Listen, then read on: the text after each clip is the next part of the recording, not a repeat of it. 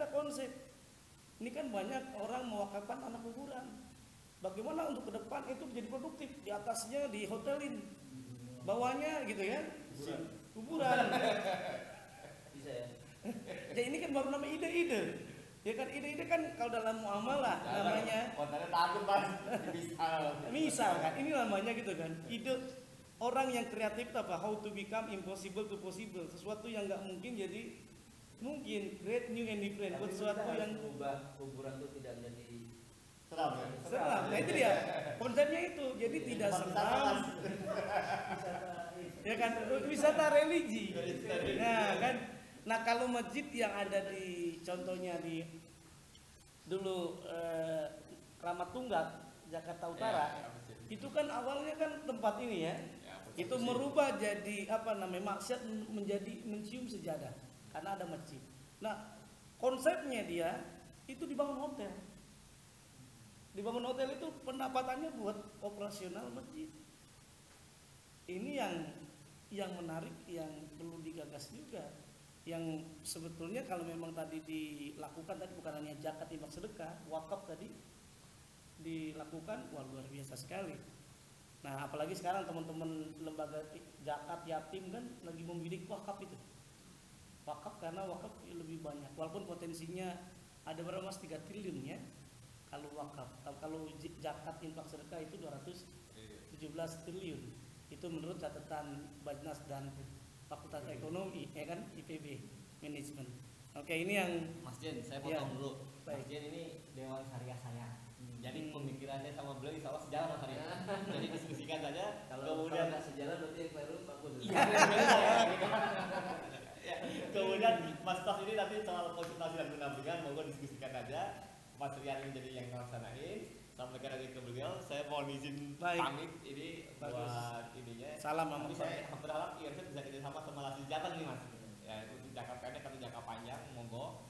Kalau model-model Mas Tas paham lah apa-apa ide-ide saya mulai 6 bulan ini beliau sudah mulai sejalan juga dengan saya untuk konsultasi dan pendampingan karena beliau jadi di Munanan nih manajer konsultasi, jadi saya berharap banyak untuk mendapatkan konsultasi. Oke, saya pamit dulu Mas. Baik, Buat bagus, Jen, baik, makasih banyak. dikasih pikinya yang Insya Allah. Kalau bisa nanti saya akan sharing ya. Ya. Kalau enggak saya harus belajar lagi dengan Pak Arif. Oke, baik. Tadi bicara tentang mauqufi ya. Mauqufi itu tadi apa benda yang diwakafkan. Ada yang bergerak dan tidak bergerak. Nah ini yang ujung tombaknya nazir ini. Nazir ya ini tadi kalau pengetahuan nazir dia hanya lebih cenderung menerima saja, maka aset sebesar apapun tidak bisa diproduktifkan. Tidak ada namanya manfaatnya. Nah ini yang lebih cenderung tadi. Manfaat itu yang bisa digulir-gulir terus digulirkan.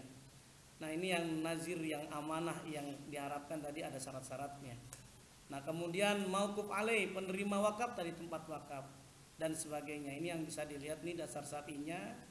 Nanti akan coba kita ulas saja sekiranya tadi bicara tentang fikihnya. Nah kalau dalil-dalilnya tadi ya ini diantaranya banyak sebetulnya bicara nih surah Al-Imran bicara tentang menggunakan wakaf bukan pakai wakaf tapi infak. Lan tanalul birra hatta tunfiqu mimma tuhibbun. Kali-kali kamu tidak akan sampai kepada kebaikan yang sebenarnya sehingga kamu menafkahkannya sebagian harta yang kamu cintai. Ini yang bicara tentang ini bukannya hanya tentang infak tapi bicara tentang tadi wakaf yang mengalir gitu ya. Contohnya karena kita membangun masjid selama masjid itu masih ada, itu kan wakaf tuh ya, maka akan mengalir tadi. Baik itu manfaat termasuk juga ujro, ajrun, pahala yang didapatkan. Nah ini berdasarkan Undang-Undang 41 2004 ini masih ini aja ini undang-undang ini. Secara regulasinya. Apa saja itu benda bergerak? Ya ini tadi benda-benda wakaf yang bisa digerakkan tadi hak atas tanah. Kemudian bangunan atau bagian bangunan, tanaman dan benda lainnya hak milik atas satuan rumah susun kan ada kan? Ada hak milik, hak guna, hak bangunan atau apa gitu Pak ya? Ya. Benda tidak bergerak lainnya. Ya boleh jadi bukan hanya tanah, apa kira-kira gitu ya dalam perkembangannya. termasuk rumah bergerak atau tidak bergerak ini Pak? Rumah apung bergerak. Hah? Rumah apung bergerak. Kan rumah apung bergerak, tapi kalau rumah kan tidak bergerak. Jadi ada beberapa orang mewakafkan tanah, ini saya wakafkan, tapi yang saya kasih adalah hasil untungnya, sewanya. Nah sewanya dikasih dah, gitu kan? Nah ini yang dikategorikan. Nah benda bergerak tadi uang, surat berharga. Ada sekarang orang mewakafkan itu pakai apa? Saham. Karena ya itu pas waktu datang semua antar negara itu bilang lebih cenderung tadi dalam bentuk saham. Kemudian logam mulia, dinar. Dinar tahu Pak Arif berapa satu dinar? Satu dinar itu 4,25 gram emas. Jadi kalau kita punya 20 dinar kan nanti bisa dikembangkan, misalkan untuk apa gitu ya. Termasuk operasional nih kendaraan. Kendaraan ada orang mewakafkan, oh ini buat jenazah. Peruntukannya dan lain sebagainya. Nah, ini pemanfaatan wakaf. Nanti ini kita lihat ada yang untuk sosial. Ada yang buat ekonomi produktif, ada yang investasi. Nah, sekarang ini kayak dompet duafa itu melakukan investasi. Contohnya tanah yang ada dibuat futsal. Disewakan. Saya lihat ada di daerah sawah itu ya. Saya lihat oh ini punya Dede dompet duafa. Jadi lumayan sewa futsal itunya itu yang digulirkan keuntungannya yang bisa dicermati atau dibelikan. Satu tanahnya tetap wakaf ya. Iya. Sudah ini. Ada yang satu tanahnya wakaf, justru ada juga yang lebih cenderung kumpulan uang. Kumpulan uang.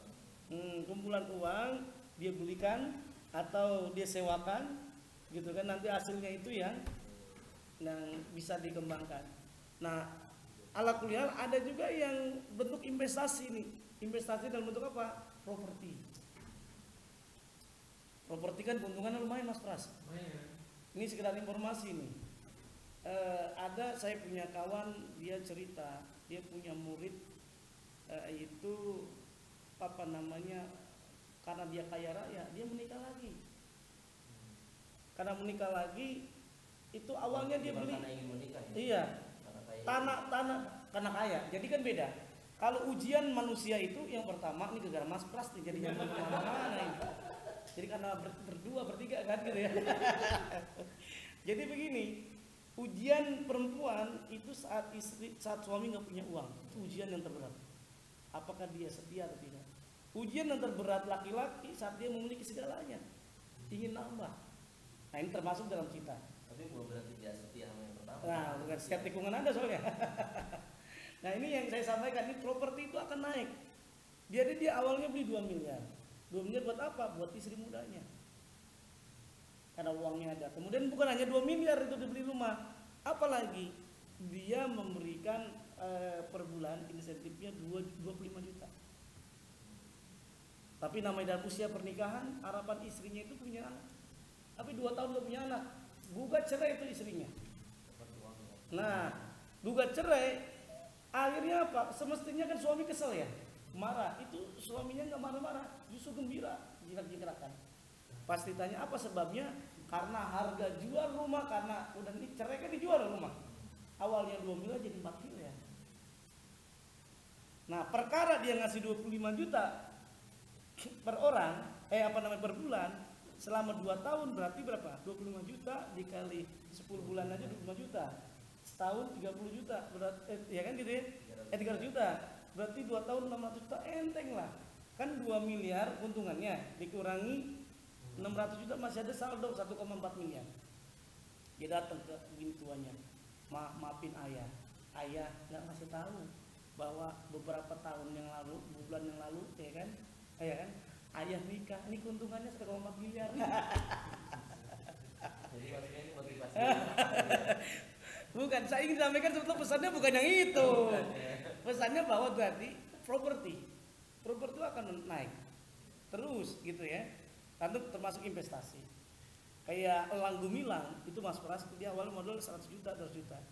Dia beli rumah, dia beli tanah kosong dibangun, akhirnya dia punya keuntungan, akhirnya bisa punya omset miliaran. Dia beli tanah lagi, bangun lagi, laku terus semuanya. Nah ini juga bisa dikembangkan tadi. Yang penting untungnya uangnya itu ya yang diputar. Jadi tetap yang agak aman ya tadi itu investasi di rumah itu yang lebih cenderung apa namanya ada banyak keuntungannya untuk dikembangkan tadi wakaf produktifnya.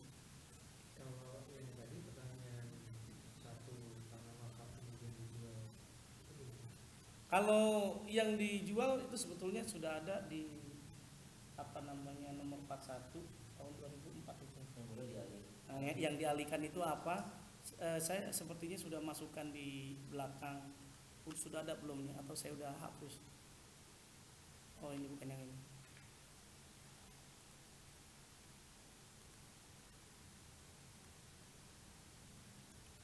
Ini maaf nih lompat-lompat ya. Ya Mas Arif ya. Iya. Ini dia nih.